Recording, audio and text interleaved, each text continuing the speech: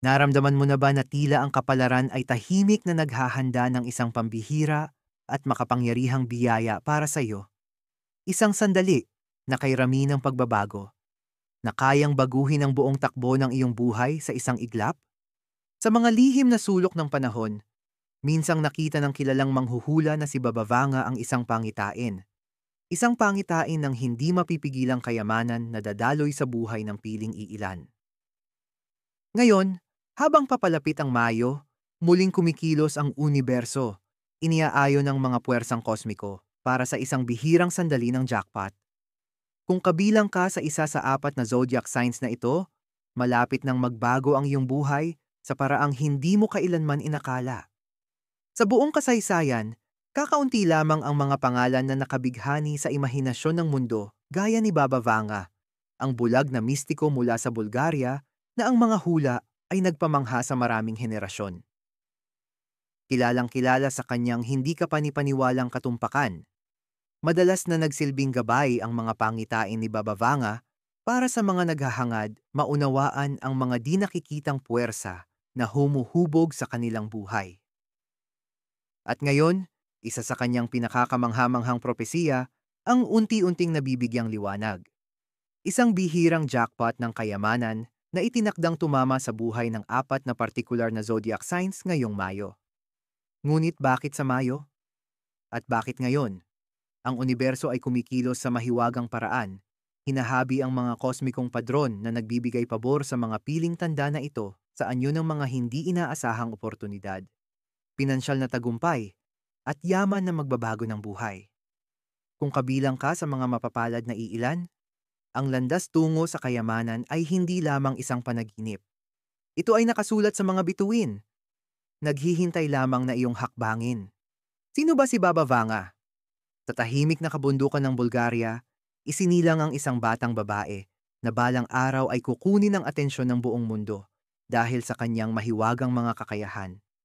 Si Baba Vanga, na kadalasang tinatawag na ang Nostradamus ng Balkans, ay namuhay ng isang buhay na puno ng pagsubok at kababalaghan.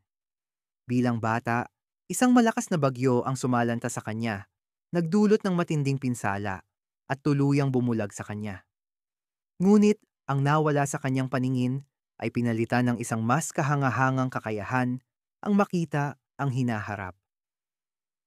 Hindi mga malabong bugtong ang mga hula ni Baba Vanga, kundi mga malinaw at matitinding pangitain.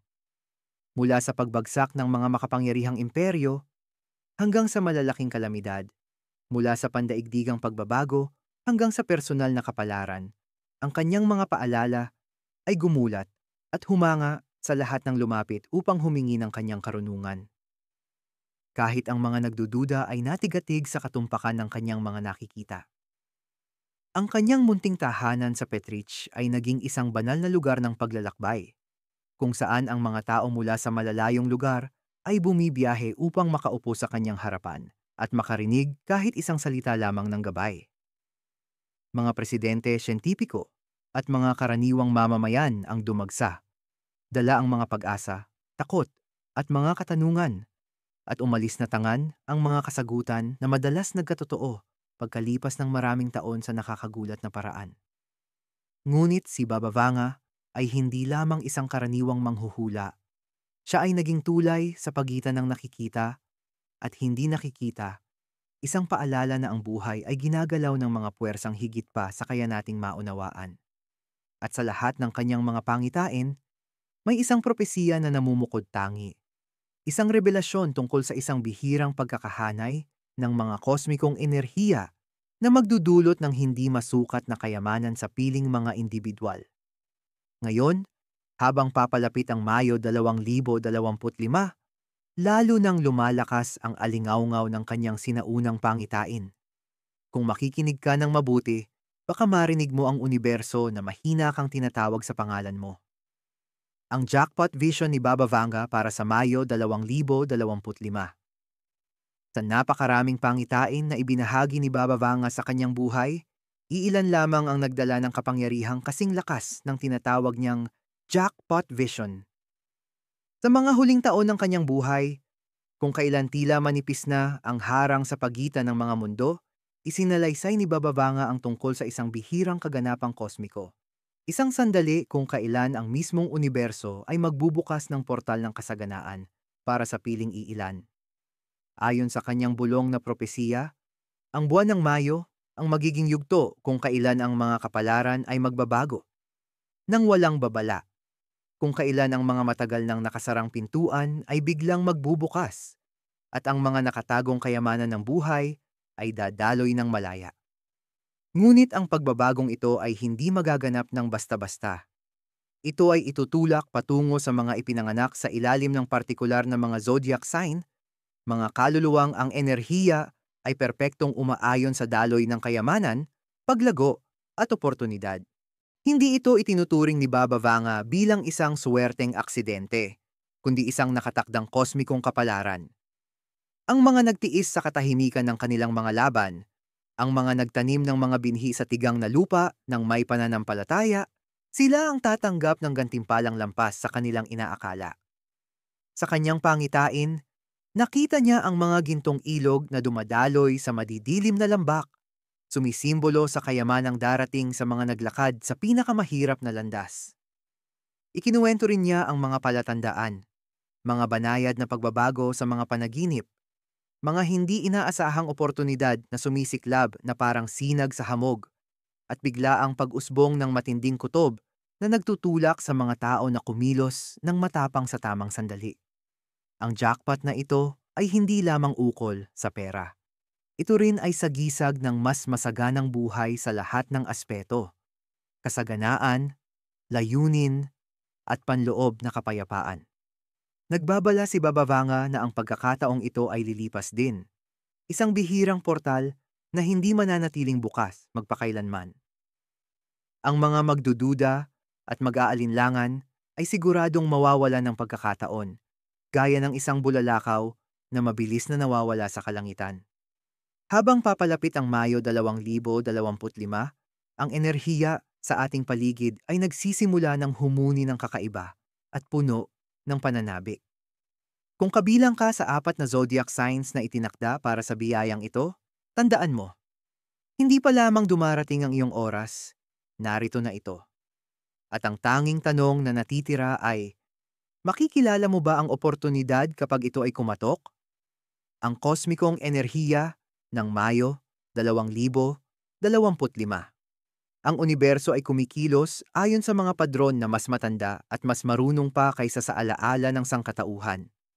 At paminsan-minsan, ang mga sinaunang puwersang ito ay nagkakatagpo sa paraang lumilikha ng mga bihirang bintana ng oportunidad, mga sandali kung kailan ang enerhiya ng tagumpay, kasaganaan, at pagbabago ay pinalalakas ng lampas sa ating imahinasyon. Ang Mayo 2025 ay isa sa mga sandaling iyon. Napansin ng mga astrologo at mga dalubhasa sa kosmiko mula sa iba't ibang panig ng mundo ang kakaibang galaw ng mga planeta sa buwang ito. Si Jupiter, ang planeta ng swerte at paglawak, ay bumubuo ng mga bihirang maayos na aspeto kay Venus, ang planeta ng kayamanan at atraksyon. Pinatalas naman ni Mercury ang ating intuisyon, habang si Pluto, ang tagapamahala ng nakatagong kapangyarihan, ay ginigising ang malalalim at makapangyarihang enerhiya sa ilalim ng ibabaw. Sama-sama, hinahabi nila ang isang hindi nakikitang lambat sa kalangitan.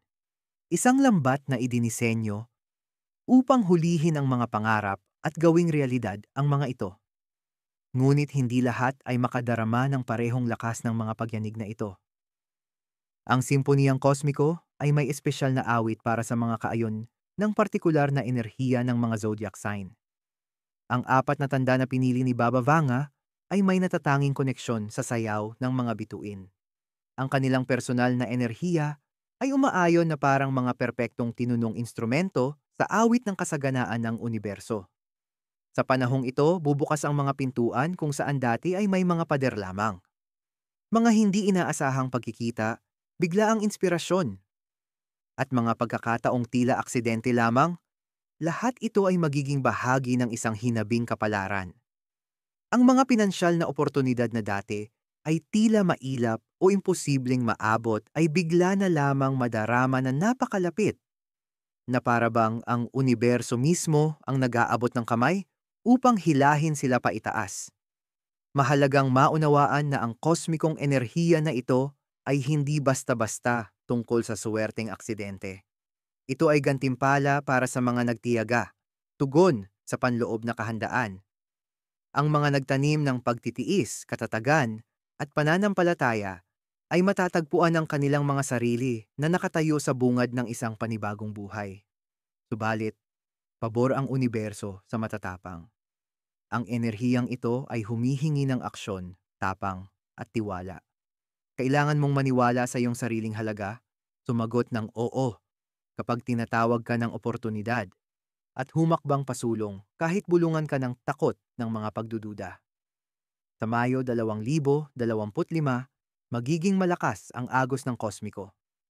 At ang mga handang sumabay dito ay matatagpuan ang kanilang mga sarili na hindi lamang dinadala sa kasaganaan, kundi sa isang buhay na higit pa sa inaakala nilang posible. Isang buhay na may layunin, kalayaan, at tunay na kaligayahan. Taurus, ang pagkamulat ng tahimik na lakas. Sa loob ng maraming taon, taglay ng mga Taurus ang isang tahimik na lakas. Isang lakas na madalas hindi napapansin at madalas minamaliit. Gaya ng mga sinaunang bundok, matiyagan nilang hinarap ang mga bagyo ng buhay nang may pagtitiis, katatagan, at matatag na katapatan sa kanilang mga pangarap. Habang ang iba ay humahabol sa mabilisang gantimpala, ang mga Taurus ay nagtanim ng malalalim na ugat, naniniwala na darating din ang kanilang panahon. At ang panahon na yon ay dumating na. Ngayong Mayo 2025, ang universo ay umaayon sa pabor ng Taurus sa paraang matagal nang hindi nasasaksihan. Sa pangitain ni Baba Vanga, nakita niya ang mga gintong ilog na dumadaloy ng tuloy-tuloy. Isang perpektong simbolo para sa mabagal, ngunit hindi mapipigilang pag-akyat ng Taurus tungo sa kasaganaan. Ang mga oportunidad sa pananalapi na noon ay tila natigil ay ngayon ay nagsisimulang gumalaw. Kumakawala na parang mga ilog na bumabasag sa sinaunang mga dam. Asahan ang mga biglaang tagumpay. Isang hindi inaasahang promosyon, isang matagal ng pamumuhunan na, sa wakas, ay nagbubunga. O isang malikhaing ideya na namumukadkad bilang isang matagumpay na negosyo. Kahit ang maliliit na hakbang na gagawin ngayong buwan ay maaaring magdala ng malalaking biyaya sa hinaharap. Ngunit ang tunay na himala ay nasa mas malalim na antas. Hindi lamang pera ang hinihila ng Taurus. Sila ay pumapasok sa isang bagong pagkakakilanlan. Isang yugto kung saan kinikilala ang kanilang tunay na halaga, naririnig ang kanilang tinig, at hindi na binabalewala ang kanilang mga pangarap bilang masyadong matiyaga o masyadong ligtas. Sa wakas, makikita na sila bilang makapangyarihang puwersang sila naman talaga. Lilitaw ang mga palatandaan sa lahat ng dako. Mga sabay-sabay na kaganapan sa mga usapan, mga paulit-ulit na numero, mga panaginip na puno ng mga simbolo ng paglago at kasaganaan. Kung makikinig ang Taurus ng mabuti, maririnig nila ang bulong ng universo. Handa ka na. Gayunpaman, kalakip ng karunungan ni Baba Vanga ang isang babala. Ang kasaganaan ay dumadaloy lamang sa mga handang sumabay dito. Dapat labanan ng Taurus ang tukso na manatili sa kanilang mga comfort zone. Ang katapangan, hindi katigasan ng ulo, ang susi upang mabuksan ang kanilang pinakamalalaking gantimpala. Ang Mayo ay hindi panahon ng pag-aatubili. Ito ang panahon upang pagkatiwalaan ang mga tao ng paghahanda, upang maunawaan na bawat hirap na tiniis ay isang binhing itinanim, na ngayoy handa ng mamulaklak tungo sa isang kamanghamanghang anihan. Para sa Taurus, ang Mayo 2025 ay nagmamarka ng simula ng isang bagong yugto kung saan ang kayamanan, tagumpay, at personal na katuparan ay hindi na lamang mga pangarap, kundi mga buhay na katotohanan, naghihintay lamang sa dulo ng abot tanaw. Ang tanging kailangang gawin nila ay ang gawin ng unang hakbang patungo rito. Cancer, ang muling pagsilang ng pangarapin. Para sa mga Cancer, madalas na parang isang maselang sayaw ang buhay, sa pagitan ng pag-asa at pagkapighati. Sa ilalim ng kanilang kalmado, at maalagaing panlabas na anyo, nakatago ang isang kaluluwang matindi, ang mga pangarap, malalim ang pagmamahal, at matatag ang paniniwala sa mga himala. Kahit paulit-ulit silang tinatangka ng mundo na panghinaan ng loob. At ngayon, handa na ang universo na gantimpalaan ang hindi matitinag na pananampalatayang iyon. Ngayong Mayo 2025, matatagpuan ng kanser ang kanilang sarili sa sangandaan ng kapalaran. Sa pangitain ni Baba Vanga, binanggit niya ang isang dambuhalang alon, hindi ng pagkawasak kundi ng kasaganaan, na aagos patungo sa mga tahimik na nag-alaga ng kanilang mga pangarap sa lihim. At kabilang dito ang kanser, dahil sa kanilang malalim na emosyonal na katalinuhan at mahabaging puso. Maaaring magpakita ang mga biglaang oportunidad sa pananalapi na tila galing sa wala. Isang ideya sa negosyo na biglang sisikat, isang hindi inaasahang mana, o isang pagkikita na magbubukas ng pinto tungo sa hindi masukat na kasaganaan. Ngunit sa katotohanan, ang kasaganang ito ay hindi aksidente. Ito ay ani ng mga binhing itinanim matagal na noong mga sandaling tahimik nilang piniling lumaban. Ang mga likas na kaloob ng kanser, ang kanilang intuwisyon, ay lalo pang iigting sa panahon ng kosmikong bintanang ito. Matingkad na mga panaginip, malalakas na kutob, at kakaibang pagkakatugma ng mga kaganapan ang gagabay sa kanila patungo sa mga desisyong magbubukas ng kanilang kapalaran. Kung magtitiwala sila sa mga palatandaang ito, kung papayagan nilang muling maniwala sa mahika ng posibilidad, matatagpuan nila ang mga kayamanang hindi nila kailanman inakalang maaari nilang makamtan. Gayunpaman, nagbabala rin si Baba Vanga na kailangang bantayan ng kanser ang kanilang mga lumang takot. Ang pag-uudyok na umatras at protektahan ang sarili mula sa mga iniisip na pagkatalo ay maaaring magpahadlang sa mismong mga biyayang matagal na nilang ipinagdasal. Ito ay panahon para sa matapang na tiwala, hindi para sa maingat na pagdududa. Ang emosyonal na muling pagsilang na mararanasan ng kanser ngayong Mayo ay magiging kasing lalim ng pinansyal na gantimpala. Mararamdaman nila ang gaan, ang kalayaan, na parang inaalis ng universo ang mga bigat na matagal na nilang pasan. Magbubunga ang mga bagong pagkakaibigan, malilikha ang mga makabagong pakikipagsosyo, at lilitaw ang mga oportunidad na nakaayon sa kanilang kaluluwa. Pagpapayaman, hindi lamang sa material, kundi pati sa espiritu. Para sa cancer, ang Mayo 2025 ay hindi lang tungkol sa pagiging mayaman. Ito ay tungkol sa muling pagiging buo. Ito ay tungkol sa pag-alala na ang pangarapin sa loob nila ay kailanman hindi nagkamali.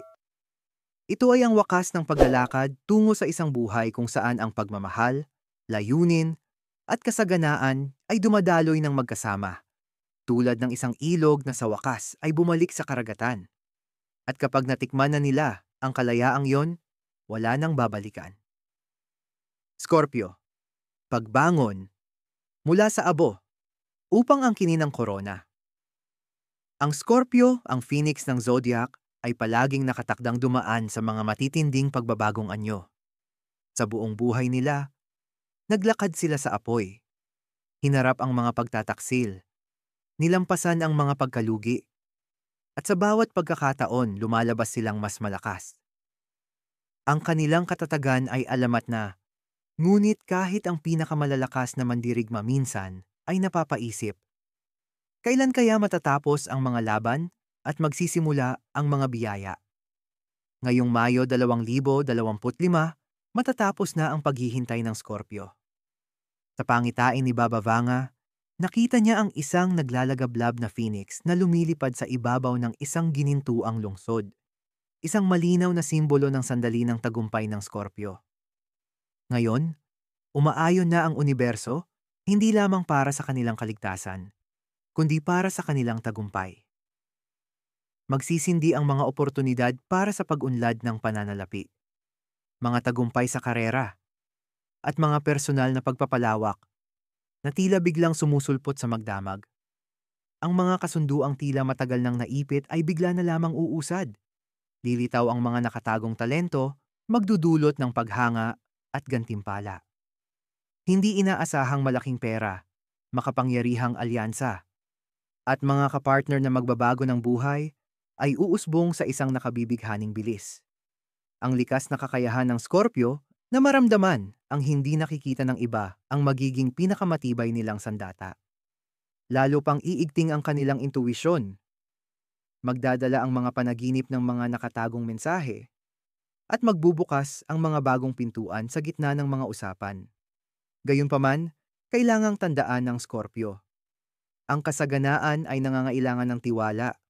Ang likas nilang hilig na kontrolin ang bawat detalye at protektahan ang sarili laban sa pagiging marupok ay kailangang lumambot. Nagbabala si Baba Vanga na ang mga kumakapit ng mahigpit sa takot o sa nakaraan ay maaaring sila mismo ang magharang sa kanilang sariling biyaya. Ito na ang tamang oras para sa Scorpio na lumakad ng buong tapang patungo sa mga tungkulin ng pamumuno. Angkinin ang kapangyarihan sa kanilang kapalaran at magtiwala na tinutupad na ng universo ang mga tahimik na pangakong matagal nang ginawa para sa kanila. Ang kanilang pag-angat sa pananalapi ay hindi ibabatay sa pagsasakripisyo, kundi sa pagiging totoo, sa apoy ng kanilang passion, at sa tunay nilang lakas. Higit pa sa material na kayamanan, ang Mayo ay magdadala sa Scorpio ng isang mas dakilang biyaya, kalayaan. Kalayaan mula sa mga lumang sugat, kalayaan mula sa mga pagdududa sa sarili, at kalayaan upang sa wakas ay likhain ang buhay na matagal na nilang alam na karapat-dapat sila. Para sa Scorpio, ang Mayo 2025 ay hindi lamang isa pang kabanata. Ito ang rurok ng isang epikong kwento. Hindi na lamang sila mga nakaligtas. Sila ngayon ang mga hari at reyna ng bagong kahariang sila mismo ang nagtayo gamit ang kanilang sariling apoy. Handa na ang universo na koronahan sila. Ang kailangan lang gawin ng Scorpio ay abutin at kunin ang matagal nang nakalaan para sa kanila. Aquarius, ang sandali ng tagapagpangarap. Upang ipakita ang kayamanan. Aquarius, ang pangarapin, ang rebelde, ang tagapagbukas ng landas. Palagi kang naglakad sa isang daan na hindi man lang makita ng iba. Habang ang mundo ay kapit na kapit sa tradisyon, ikaw ay bumuo ng mga pangarap mula sa alikabok ng mga bituin, naniniwala sa isang hinaharap na ikaw lamang ang nakakatanaw. Madalas, naramdaman mong nag-iisa ka, hindi nauunawaan, nauuna sa panahon. Ngunit ngayon, sa wakas, sumasabay na ang panahon sa iyo. Ang Mayo 2025 ang magdadala ng katuparan sa pangitain ni Baba Vanga para sa Aquarius. Isang sandali kung kailan bubuksan ng mundo ang mga bisig nito para sa mga innovator, sa mga tagapagbago, sa mga matapang na kaluluwang nangahas mangarap ng kakaiba. Mga tagumpay sa pananalapi, biglaang pagkilala, at mga oportunidad na magbabago ng buhay ay handa ng lumantad sa paraang tila mahika. Hindi inaasahang pinagmumulan ng kita, hindi tradisyonal na mga galaw sa karera, mga ideyang revolusyonaryo, lahat ng ito ay makakatagpo ng matabang lupa upang lumago. Maaaring ito ay isang side project na biglang sisikat, isang kolaborasyon na sosobra pa sa lahat ng inaasahan, o isang imbensyon na magbabago ng iyong pananalaping realidad sa isang iglap. Ang pinakamalaking regalo ng Aquarius ngayong Mayo ay ang kanilang kakayahang makita ang mga koneksyon kung saan ang iba ay nakakakita lamang ng kaguluhan. Makikita mo ang mga uso bago pa ito dumating. Matutuklasan mo ang mga oportunidad kung saan ang iba ay nakakakita lamang ng dead end. At higit sa lahat, magtitiwala ka sa iyong panloob na tinig, kahit pa mag-alinlangan ang mundo sa paligid mo. Gayunpaman, kalakip ng sinaunang karunungan ni Baba Vanga ang isang mahalagang paalala para sa Aquarius. Iangkla ang iyong mga pangarap. Madaling mabuhay sa mga ulap ng ideya, ngunit ang kosmikong bintanang ito ay humihingi ng aksyon. Kailangang hubugin ang mga ideya upang maging realidad. Kailangang isadambana sa lupa ang mga pangarap kung nais itong mamulaklak sa kasaganaan. Makikipagsabuatan sa iyo ang universo, magpapadala ng mga tao, mga resources, at mga kakaibang koneksyon sa iyong paligid. Ngunit kailangan mong sumagot ng oo. Kailangan mong humakbang ng buong tapang. kahit pa hindi pa ganap na malinaw ang daan. Ang Mayo 2025 ay magmamarka ng simula ng panahon ng impluensya ng Aquarius. Isang panahon kung kailan ang kanilang natatanging pananaw ay hindi lamang makakapagbago ng kanilang sariling buhay, kundi pati ng maraming tao sa kanilang paligid. Ang kayamanan para sa Aquarius ay hindi lamang tungkol sa pera. Ito ay tungkol sa kalayaan. Kalayaang bumuo, kalayaang lumikha, kalayaang mag-explore, at kalayaang magbigay inspirasyon sa isang bagong hinaharap. Nakita ka ni Baba Vanga na umaangat, Aquarius. Ngayon naman, oras na upang makita mo ang iyong sarili sa parehong paraan, hindi mapipigilan, hindi matitinag, at nakatakdang maging dakila. Paano ihanda ang sarili para sa paparating na kayamanan? Ang mga oportunidad, kahit gaano pa ito kadakila, ay kasing lakas lamang ng mga kamay na handang tumanggap sa mga ito. Habang papalapit ang Mayo 2025, hindi sapat na malaman mo lamang na paparating ang iyong kapalaran. Kailangan mong ihanda ang iyong puso, isipan, at espiritu upang buong-buo mo itong mayakap. Ang unang hakbang ay paniniwala, ang pagdududa, ang kaaway ng kapalaran. Kailangan mong maniwala mula sa kaibuturan ng iyong pagkatao na karapat-dapat ka sa kasaganang paparating sa iyong landas. Malinaw ang pangitain ni Baba Vanga. Ang kapalaran ay pumapabor sa mga handang angkinin ito ng walang pag-aatubili o takot. Ikalawa, kailangan mong kumilos.